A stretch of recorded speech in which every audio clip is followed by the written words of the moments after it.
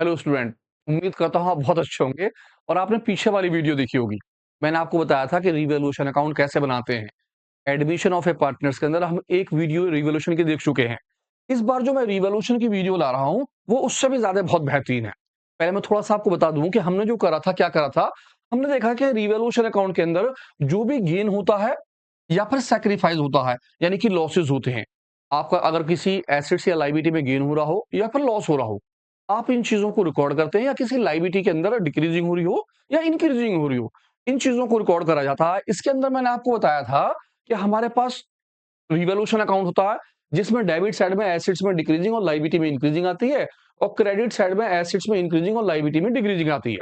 इसी के साथ-साथ मैंने आपको बताया था कि एप्रिशिएट हमेशा क्रेडिट में आएगा, क्रेडिटर्स नॉट लाइकली हमेशा क्रेडिट में आएँगे, प्रीपेड या कार्ड, अनरिकॉर्डेड एसेट्स या फिर हमेशा क्रेडिट साइड में आते हैं।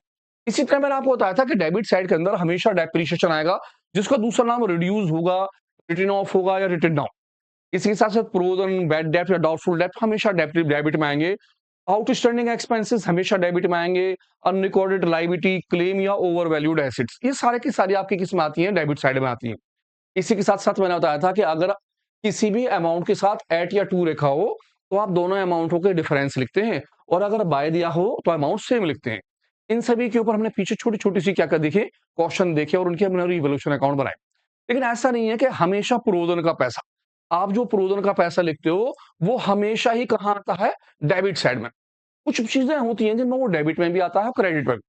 अब कौन-कौन सी बातें होती हैं, इसके ऊपर एक छोटा-सा क्वेश्चन मैं आपको बता रहा हूँ, ताकि आप अच्छी तरह से समझ सकें कि रिवॉल्यूशन के अंदर सबसे मेन जो चीज़ होती है, हमारा क्या होता है वो प्रोविज़न। आप ध्यान से इस प्रोविज़न को देखिए और बैड डेब्ट को देखिए और आप ये सारी ट्रीटमेंट को ध्यान से देखिए। तो स्टार्ट करता हूँ छोटा-सा क्वेश्चन इसे समझाने के लिए। मेरे पास एक क्वेश्चन है, कहता है ए और बी पार्टनर्स हैं, प्रॉफिट रेशियो है 3 और 2 के। सी को इन्होंने एडमिट करा 1 अप्रैल के अंदर।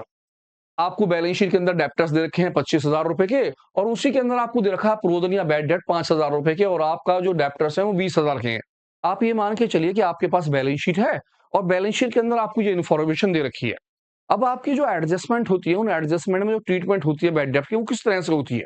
या तो वो आपसे क्वेश्चन में कहेगा जी बैड डेट रिटर्न ऑफ करने हैं 5,500 रुपए की, या फिर आपसे कहता है bad debt written off by 1,000 rupees, या फिर बोलेगा bad debt is written off at या टू, या फिर वो बोलेगा बैड डेब्ट इज रिटन ऑफ एट।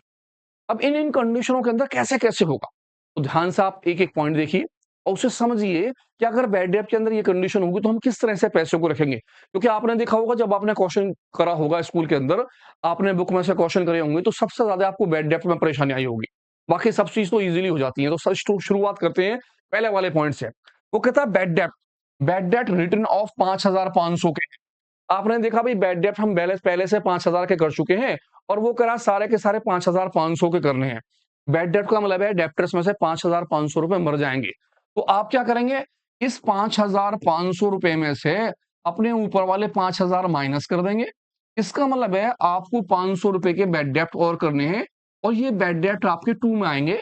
यानी कि आप 500 रुपए के बैड डेब्ट और करेंगे, एसेट्स में डिक्रीजिंग हो जाएगी। तो रिवॉल्यूशन के 2 में आप कितने पैसे लिखेंगे? 500 ओनली। सेकंड कंडीशन, उसने बोला बैड डेब्ट रिटन ऑफ बाय। अगर आपको अमाउंट के साथ बाय दे रखा होगा, तो आप एज इट इज 1,000 रुपए लिख देंगे।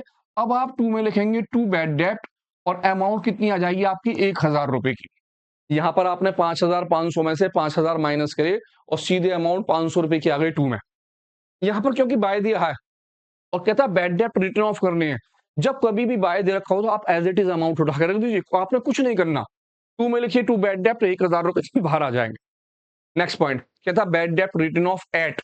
जब आपको दे रखा हो एट या टू, तो आपको ध्यान से देखना है। एट और टू में इस 6,000 में से पुराने वाले 5,000 आप क्या कर देंगे? माइनस। आपके 6,000 के बैड डेब्ट हैं। आप इस 6,000 में से जो पुराने वाले 5,000 रुपए के बैड डेब्ट हैं, कौन से वाले? जो बैलेंस शीट के नीचे आप ऑलरेडी कर चुके हैं, उसे माइनस कर लीजिए। इसका मतलब यह हुआ कि आपको टू के अंदर अब कितने रुपए करने हैं? बैड डेब्ट के 1,000, केवल 1,000 रुपए लिखने हैं बस। नेक्स्ट, बैड डेब्ट रिटन ऑफ एट। अब के फिर ऐड दे दिया उन्होंने। अब एट है तो जी हाँ एट है तो फिर डिफरेंस करेंगे। मेरे पास 4,800 के मुझे बैड डेब्ट करने हैं, कितने के? 4,800 के। लेकिन एक्चुअल में मैं 5,000 रुपए के पहले से ही बैड डेब्ट कर चुका हूं। जब मैं 5,000 माइनस करूंगा तो इसका मतलब है कि ये चीज मेरी किस में आ गई, माइनस के 200 रुपए। अब ये 200 रुपए आपके जो जाएंगे वो कहाँ जाएंगे, बाय में, यानी क्रेडिट साइड में। मतलब क्या हुआ कि आपको सारे करने थे 4,800 के बैड डेप्ट, आप ऑलरेडी कितने के कर चुके हो, 5,000 के। तो भैया 200 के तो रिटर्न होने हैं, 200 का तो आपका फायदा हो गया। जब आपका फायदा हो गया तो ये 200 रुपए के बैड डेप्ट कहाँ जाएंगे, क्रेडिट साइड के अंदर। इस तरह से एक बार दोबारा से इन पॉइंटों को देख लेते हैं। पहली कंडीशन में बैड डेप्ट 5,500 में से 5,000 माइनस कर देंगे और 5,000 रुपए आपके किस में आएंगे, रिवोल्यूशन के 2 में। कंडीशन नंबर सेकंड, बैड डेप्ट, क्योंकि बाय लिखा हुआ था तो आप एज इट इज 1,000 रुपए बाहर लिख देंगे। थर्ड कंडीशन, आप बैड डेप्ट देखेंगे वहां पर 6,000 थे, 8 और 2 लिखा हुआ था। जब 6,000 में 8 और 2 था तो आपने 5,000 रुपए माइनस करे और आपकी अमाउंट कितनी आ गई, 1,000। यहां पर आपका था बाय, आपने एज इट इज अमाउंट लिख दी। यहां पर आपका था 8 या फिर 2, आपने दोनों का डिफरेंस लिखा। इसके अंदर भी 8 लिखा हुआ था, जब 8 था तो आपने फिर डिफरेंस करा, लेकिन आपके 4,800 में से 5,000 माइनस हुए। अगर माइनस की कंडीशन आती है तो आप उसे क्रेडिट साइड में दिखाएंगे।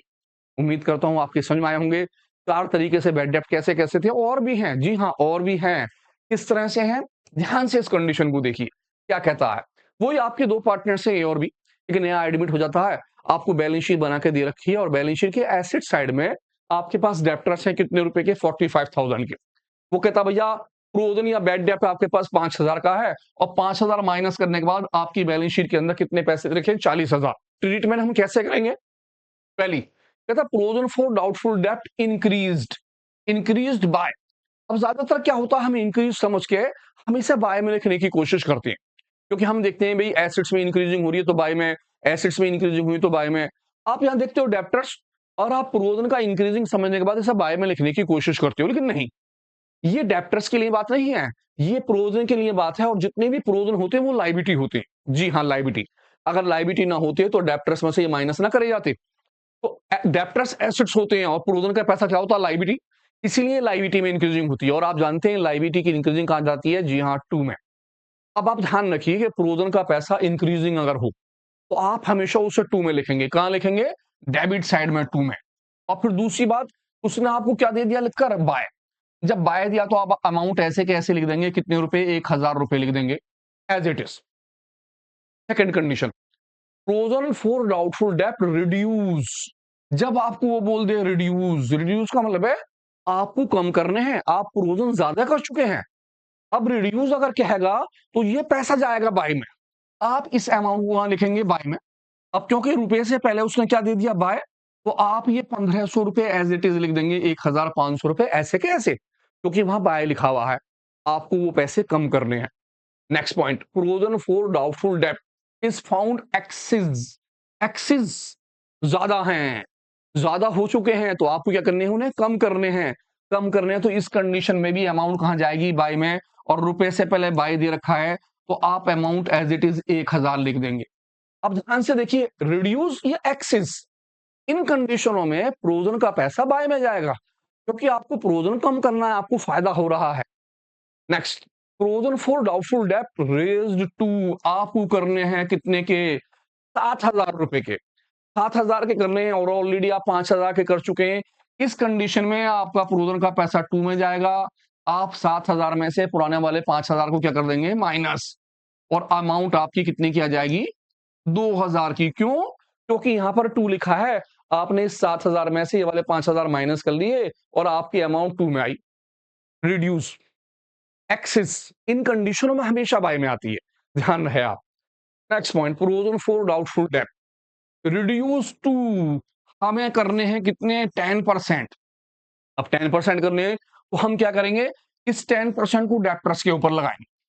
मैंने कहा जी डेप्टर्स का जो 10% है वो हो गया 4,500 रुपए का, यानी कि मुझे 4,500 के करने हैं। ऑलरेडी मैं तो 5,000 कर चुका हूं, जी हाँ। आप इसमें से 5,000 कर देंगे माइनस। क्यों, क्योंकि यहां पर लिखा है क्या चीज, 2, आपके पास 2 लिखा है। अब आपने देखा तो आपके माइनस के अंदर आ गए 500 रुपए। जब माइनस में तो आप कहां लिखेंगे, बाय में। आप लिखेंगे 500 रुपए को किस जगह पर, बाय के अंदर। तो ध्यान से एक बार फिर देखते हैं कंडीशन को क्या है। तो एक बार देखते हैं, सबसे पहला वाला, प्रोविजन का पैसा 2 में आया 1,000। क्यों आया 2 में, फिर ध्यान से देख रहे हैं। कहता प्रोविजन फॉर डाउटफुल डेप्ट इंक्रीज, क्या लिखा है, इंक्रीज। इंक्रीजिंग है तो आप कहां लिखेंगे 2 में, और रुपए से पहले क्या दे दिया उसने बाय, बाय देने की कंडीशन में कंडीशन नंबर ए, आपने कंडीशन नंबर ए के पैसे कहां लिख दिए, डेबिट साइड में लिखा टू प्रोदन और 1000 रुपए आपके यहाँ। सेकंड कंडीशन हमारे बी है और बी में लिख रहे हैं बाय प्रोदन के 1500 रुपए। क्यों लिख रहे हैं, एक बार फिर देखते हैं बी कंडीशन, प्रोदन के पैसे आपको क्या करना, रिड्यूस। जब लिखा हो रिड्यूस तो कहां जाएंगे पैसे, क्रेडिट साइड में, और अमाउंट से पहले क्या लिखा है बाय, तो अमाउंट ऐसे कैसे 1500 रुपए लिख देंगे। इसी वजह से हमने क्या करा, बी पॉइंट लिखा बाय प्रोदन 1500 रुपए, सी पॉइंट के लिखा फिर प्रोदन के 1000 रुपए। सी के हमने क्यों लिखे, सी में क्या था, प्रोदन फॉर डाउटफुल डेब्ट फाउंड एक्सिस, जब लिखा हो एक्सिस तो आप कहां लिखेंगे बाय में, ज्यादा है अब आपको क्या करने हैं, कम करने हैं, और रुपए से पहले बाय दिया तो अमाउंट 1000 रुपए एज इट इज कहां लिख देंगे बाय में, आपने उस अमाउंट को कहां लिख डाला बाय में, बाय प्रोदन 1000 रुपए बाहर भागे। नेक्स्ट पोजीशन, प्रोदन फॉर डाउटफुल डेब्ट रेज्ड आपको करने हैं, कितने करने हैं 7000, ऑलरेडी 5000 आप कर चुके हैं, 7000 करने हैं तो 7000 में से 5000 माइनस कर देंगे, क्यों, क्योंकि यहां लिखा है 2 और आप लिख देंगे 2000, 2 में लिख देंगे टू प्रोविजन, 7000 में से 5000 माइनस कर देंगे और आपकी जो अमाउंट आ जाएगी वो कितनी आ जाएगी 2000 रुपए की। और सबसे लास्ट वाला पॉइंट बहुत अच्छी तरह से कहता है, प्रोविजन फॉर डाउटफुल डेब्ट रिड्यूस टू, हटा के करना है कितना परसेंट, 10%। मैं क्या करूंगा, इस 10% को किस पे लगाऊंगा, 4500 के ऊपर। जब मैं 4500 पे 10% लगाऊंगा तो आएंगे 4500 रुपए। ऑलरेडी मैं 5000 कर चुका हूं, इसका मतलब है माइनस में आ रहे हैं, मुझे कम करने हैं पैसे, तो मैं कहां आ जाऊंगा, क्रेडिट साइड में लिखूंगा टू प्रोविजन, 4500 में से 5000 कर दूंगा माइनस, ये एक एक्स्ट्रा आ गया है आपका, 4500 में से 5000 माइनस कर देंगे और 500 यहाँ आएंगे। आराम आराम से ध्यान से देखिए, एक पेज पर नोट कर लीजिए, यही कंडीशन है जो हमारे क्वेश्चन को खराब करती हैं। आप ध्यान से देखेंगे एडमिशन में, रिटायरमेंट में, डेथ में, जितने भी क्वेश्चन होंगे सब में बैड डेब्ट की पोजीशन जरूर आती है, और ये बैड डेब्ट की पोजीशन जो है छोटे छोटे से पॉइंट हमें डिस्टर्ब कर देते हैं। आप एक पेज पर उतार कर रख लीजिए कि किस किस कंडीशन में कहां कहां जाना है। अब आप सोच रहे होंगे क्या और भी बैड डेब्ट की कंडीशन है, जी हाँ और भी है, जो आपके दिमाग में है वो सारी आ रही है। देखिए नेक्स्ट क्वेश्चन, बहुत अच्छा सा क्वेश्चन, जैसे मैंने आपसे कहा था ना कि पीछे वाली वीडियो से ये वाली वीडियो और भी ज्यादा अच्छी होगी। पीछे वाली में तो बेसिक बातें आ गई, इस वाले में सारी ट्रीटमेंट बैड डेब्ट के लाया हूं मैं। और ध्यान से देखते हैं ट्रीटमेंट ये वाली क्या कहता। दो पार्टनर से ए और बी एज इट इज, एक नया पार्टनर सी आ गया, बैलेंस शीट में डेटर्स दे रखे हैं 25,000 के, 5,000 का प्रोविजन माइनस हुआ और बाहर पैसे 20,000 आ गए। क्या कहता है, कहता ऑल डेप्टर्स आर गुड, सारे के सारे डेप्टर्स अच्छे हैं, या कह देता there are no provision required on debtors, आपको डेप्टर्स पर प्रोविजन करने की कोई जरूरत नहीं है। जब इस तरह से कोई वर्ड लिखा हुआ होता है तो इसका मतलब होता है कि आपने जो बैड डेप्ट कर रखे हैं ये 5,000 के, इन्हें नहीं करने हैं। अब नहीं कर रहे हैं तो इससे क्या होगा, हमें फायदा हो जाएगा, क्योंकि हमारी एसेट्स इंक्रीज हो जाएगी, 25,000 पूरे के पूरे मिल जाएंगे। तो इस कंडीशन के अंदर आप प्रोविजन के पैसे को दिखाते हैं भाई बहन, लिखते हैं टू प्रोविजन 5,000 रुपए as it is. B condition होगी, जी हाँ बी में भी लिखेंगे आप टू प्रोविजन, ऐसे कैसे 5,000 रुपए। कहने का मतलब ये हुआ ऑल डेप्टर्स आर गुड कह दे, या वो क्या कह दे there is a no provision required, इन दोनों कंडीशनों में से किसी भी कंडीशन में आ जाए, आपको ये बैड डेप्ट के पैसे जो होंगे कहां लिखने होंगे, वो बाई में, जितने भी प्रोविजन के पैसे होंगे। ठीक है, इसके साथ साथ एक कंडीशन और लेते हैं, ध्यान से देखिए, ए और बी पार्टनर्स हैं, सी एडमिट हो जाता है, बैलेंस शीट में डेप्टर्स भी हैं और बैड डेप्ट भी हैं। क्या कहता है, कहता है बैड डेप्ट amount 3,000 will be written off, आपको 3,000 क्या करने हैं, रिटर्न ऑफ करने हैं। एंड फिर दोबारा क्या कहता है, कहता प्रोविजन मेंटेन करना कितना, 10% आपको प्रोविजन भी करना है। एक और है, कहता डेप्टर से 1,000 रुपए के रिटर्न ऑफ करने हैं, और बैड डेप्ट फिर दोबारा 10%, तो पहले वाले ट्रीटमेंट लेते हैं। अब इस कंडीशन के अंदर दो दो बैड डेप्ट हो गए, 3,000 के पहले बैड डेप्ट है, 10% फिर दोबारा बैड डेप्ट हो रहा है। अब हम क्या करेंगे, तो हम क्या करते हैं, ध्यान से देखते हैं। सबसे पहले हम 3,000 के बैड डेप्ट जो है उन्हें लिख लेंगे। अब 3,000 के बैड डेप्ट लिख लेंगे और उसके बाद हम क्या लगाएंगे, 10% प्रोविजन। तो सबसे पहले मैं लिखता हूं 3,000 के बैड डेप्ट। मैंने कहा जी मेरे जो बैड डेप्ट हैं वो कितने के हैं, 3,000 रुपए के हैं। अब क्योंकि मेरे पास डेप्टर जो है 25 के हैं, आप कहेंगे जी डेप्टर्स तो 20 के हैं, लेकिन नहीं, जो ओरिजिनल डेप्टर्स होते हैं हम उन्हें लेते हैं। मेरे ओरिजिनल डेप्टर्स जो है वो कितने के हैं, 25,000 के। अब इस 25,000 में से मैं 3,000 रुपए के बैड डेप्ट माइनस कर लूंगा, क्योंकि 3,000 के बैड डेप्ट तो मर गए। जब मैं 25,000 से 3,000 माइनस कर लूंगा तो मेरे बैड डेप्ट निकलेंगे 22,000। अब ये जो 10% प्रोविजन है वो उस पर लगाया जाएगा। मैं लगाऊंगा 10% प्रोविजन, और 10% प्रोविजन के लिए मैं करूंगा 22,000 का 10% निकाल लूंगा, 10/100। इस तरह से ये मेरे पैसे बैठेंगे 2,200 रुपए। मीन्स पहले वाले 3,000 जो है वो बैड डेप्ट आ गए। दूसरा वाला जो 10% है, डेप्टर्स में से 3,000 माइनस होने के बाद आपके डेप्टर्स हैं 25,000 के। आपने 25,000 में से 3,000 क्या कर दिए माइनस। अब आपकी जो है वो निकल के कितने निकल के आ गए 22,000। इसके ऊपर आपने 10% लगाया।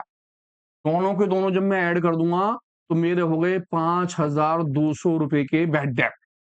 अब क्योंकि पहले से ऑलरेडी मैं 5,000 लगा चुका हूं, तो वो जो ओल्ड वाले मेरे बैड डेप्ट हैं, जो ओल्ड वाले हैं, मैं इसमें से 5,000 कर दूंगा माइनस। अब बचे कितने 200 रुपए। जी हाँ, 200 रुपयों को टू में दिखाऊंगा खाली, ध्यान से, केवल 200 रुपए। किस तरह से, ध्यान से एक बार देखते हैं। सबसे पहले मैंने लिखा बैड डेप्ट के 3,000 रुपए। अब बैड डेप्ट के बाद मैंने क्या करा, जो मेरे 25,000 रुपए के बैड डेप्ट थे, उस 25,000 में से मैंने 3,000 कर दिए माइनस, और मेरे निकल के आ गए 22,000। इस 22,000 के ऊपर मैं कितना निकाल दूंगा 10%। जो 10% निकलेगा वो मेरा प्रोविजन हो गया कितने का 2,200 रुपए का। दोनों की कंडीशन हो गई। इन दोनों को मैं प्लस कर लूंगा, और जो पुराने वाले मेरे बैड डेप्ट हैं, कौन से वाले, जो मेरे बैलेंस शीट में दे रखे हैं, मैं इन्हें क्या कर दूंगा माइनस। जो अमाउंट निकलेगी 500 रुपए, वो मेरी क्या कहलाएगी बैड डेप्ट। अब नीचे वाली कंडीशन ध्यान से लिखते हैं। नीचे वाली कंडीशन के अंदर क्या कहा गया है। नीचे वाली कंडीशन में उसने कहा डेप्टर्स अगर 1,000 के हो तो क्या करेंगे। अब 1,000 के क्या हो तो हम क्या करेंगे, तो हम दोबारा से दोबारा इस कंडीशन को निकालते हैं कि भैया अगर 1,000 के बैड डेप्ट हो जाते तो मैं कंडीशन क्या करता। जब 1,000 के बैड डेप्ट होते तो सबसे पहले मैं बैड डेप्ट के पैसे लिखता 1,000 रुपए। ठीक है जी। अब 25,000 में से 1,000 कर लेता माइनस। मैंने कहा जी 25,000 के मेरे बैड डेटर्स हैं और 1,000 का बैड डेप्ट हो गया। मेरी अमाउंट जो है 10% जो है कौन सी वाली, ये 10% वाली, इस पर लगेगी। अब माइनस करने के बाद प्रोविजन लगाऊंगा मैं उसके ऊपर।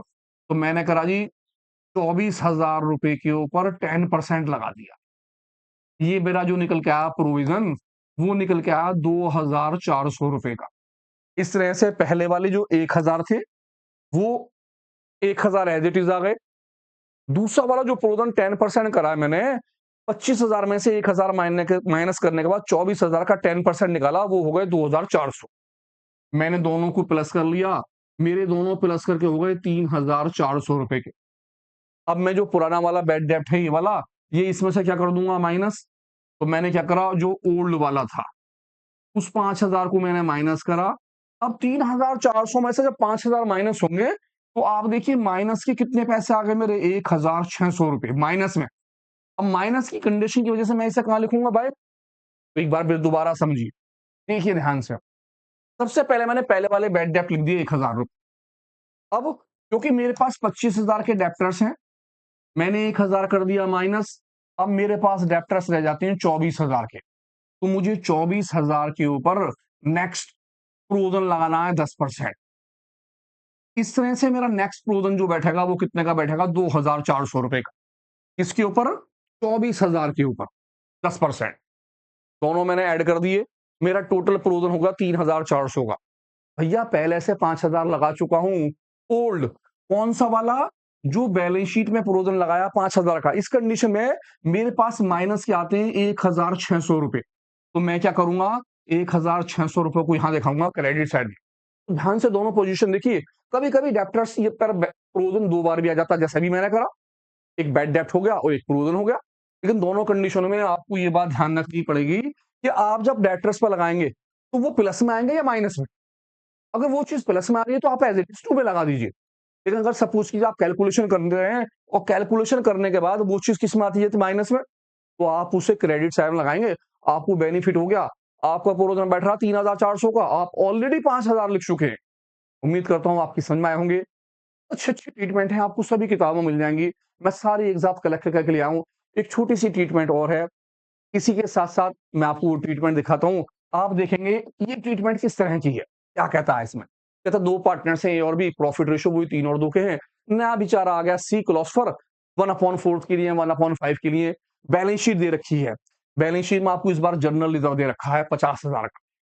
साथ में बैलेंस शीट के अंदर डेब्टर्स हैं 25,000 रुपए के। ट्रीटमेंट क्या कहता है? कहता है 10% जर्नल रिज़र्व, 10% जर्नल रिज़र्व। कहता इस ट्रांसफर टू प्रोविजन, आप जर्नल रिजर्व का 10% पैसा प्रोविजन में ट्रांसफर कर दीजिए। अब इस ट्रीटमेंट को कैसे करा जाए? तो इसके लिए मैं आपको तीनों चीजें दिखा रहा हूं। रिवोल्यूशन अकाउंट में क्या करेंगे, कैपिटल अकाउंट में क्या करेंगे और बैलेंस शीट में क्या करेंगे। क्यों? क्योंकि जर्नल रिजर्व आप देखते हो कैपिटल अकाउंट से रिलेटिव होता है, आप कैपिटल अकाउंट में करते हैं। डेप्टर्स आपके रिवोल्यूशन और बैलेंस शीट दोनों से रिलेटिव होते हैं। तो हम देखते हैं कि भाई अगर 10% जर्नल रिजर्व का पैसा हम ट्रांसफर करेंगे प्रोविजन में, तो उसकी कंडीशन कैसे कैसे होगी।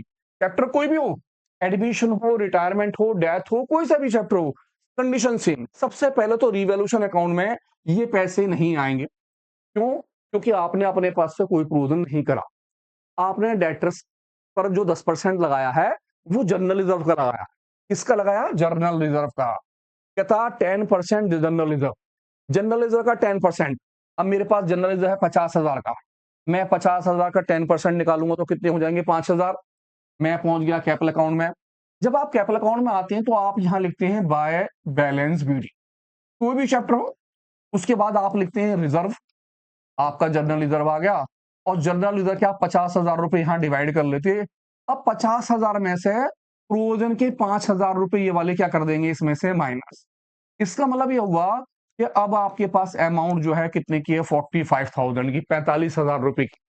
क्योंकि जो 10% पैसा था वो रिजर्व में से कट जाएगा। अब आपके पास रिजर्व बचेगा बैलेंस 45। अब 45 को आप दोनों पार्टनर्स के ओल्ड रेशियो में, जो भी उनका ओल्ड रेशियो को उसमें डिवाइड कर लेंगे। अगर एडमिशन है तो ए और बी में, और अगर रिटायरमेंट है तो ए बी सी तीनों में बांट लेंगे। तो फिलहाल हम एडमिशन कर रहे हैं, तो आप इस 45,000 को दोनों पार्टनर्स में डिवाइड कर लेंगे। बात खत्म हो गई। अब तीसरे पॉइंट, डेप्टर्स। आपके डेप्टर्स जो ना एसेट्स में आते हैं, आप यहां लिखते हैं डेप्टर्स, क्योंकि आपके डेप्टर्स के पैसे हैं 25,000। आप 25,000 को एज इट इज यहां लिखेंगे। और 25,000 में से जो आपने 5% पैसा काटा है किस चीज का? प्रोविजन का, आप उसे माइनस कर लेंगे। और 5,000 माइनस करने के बाद अब आपकी अमाउंट बैलेंस शीट में कितनी शो होगी? 20,000 रुपए की। इससे आपको यह पता चला कि आप उसकी जनरल रिजर्व आपको बैलेंस शीट में दे रखा हो, और बैलेंस शीट के अंदर वो कोई ट्रीटमेंट दे दे जनरल रिजर्व के बारे में, तो आप उतना पैसा जनरल रिजर्व में से माइनस कर लेंगे।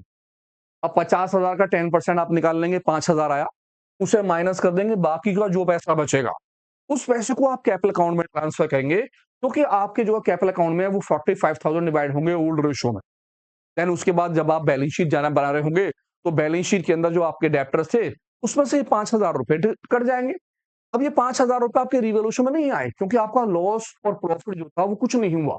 वो पैसा आपने जर्नल रिजर्व से ट्रांसफर कर लिया। उम्मीद करता हूँ सारी की सारी वीडियो आपकी समझ में आई होगी। इसी के साथ-साथ आपसे अलविदा ले रहा हूँ और एक नई वीडियो के साथ आ रहा हूँ। इस बार मैं ला रहा हूँ आपके लिए कैपिटल अकाउंट।